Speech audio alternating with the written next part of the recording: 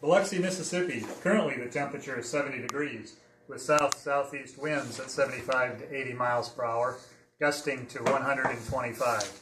Chance of precipitation is 100% with locally heavy downpours exceeding 1 to 2 inches per hour. Say what? Say hurricane, and you'd better be prepared and evacuated. And here's when and what we do when a hurricane comes to the Mississippi Gulf Coast.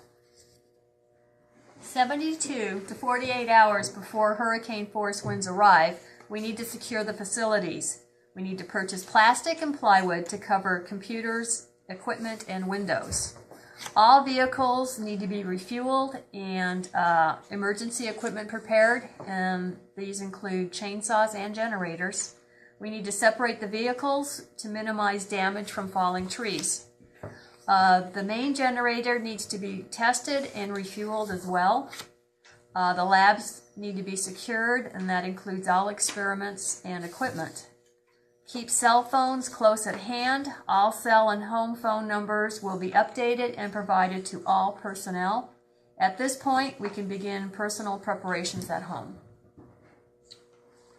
So 48 to 36 hours before, we have to continue to secure the facilities. If evacuation is suggested, then we must turn off the supply of electric, gas, and water to every building, provide protection with boards to windows and doors, and cover all computers and electronic equipment with plastic, back up all your personal computers, and then continue to make preparations at your house. 36 to 24 hours before, the project leader will initiate the pre-hurricane communication plan. You all should be done with your home and office hurricane preparations. And everyone needs to leave their itinerary with Andrea along with their contact information. Your itinerary is where you plan to be during and after the hurricane. She will then send this information to the AD. Need to protect all the vital records. They are placed in the safe in the admin building. Final shutdown of computer systems. This includes the switches, the routers, unplug everything and remove all equipment off of the floor. And then finally, need to finish boarding up the admin building.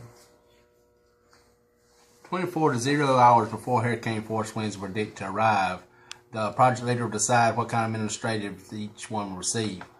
Administrative leave may be given for duration of category 1 and 2 hurricanes, and because most people don't have to evacuate during these hurricanes here, they locally, so it don't take near as much time.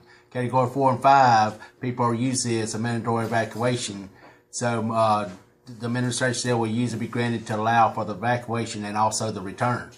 Whether or not evacuation is required for Category 3 hurricanes is uncertain. Accordingly, office closure will be determined by the director's rep or the project leader. The third thing is take appropriate and pre-planned shelter, and leave designations noted above will be consistent with the state and federal emergency management directives, and a liberal leave policy may be granted following preparations of the unit.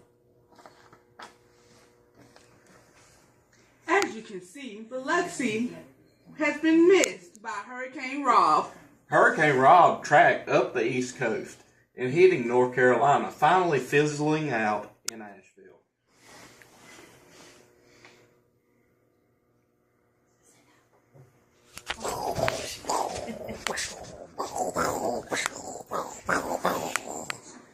Post-event. Now you need to secure your personal and family info. Report to your contact to supervisor of your personal status. Then once we get back to the HEF, you need to notify the safety officer and safety officer in Asheville. We need to access the property and secure the buildings as best we can. And also we review the conditions and estimate when we get to reopen for business. If extensive damage is sustained at the Harrison, we need to call Rob, Mark, and Mike.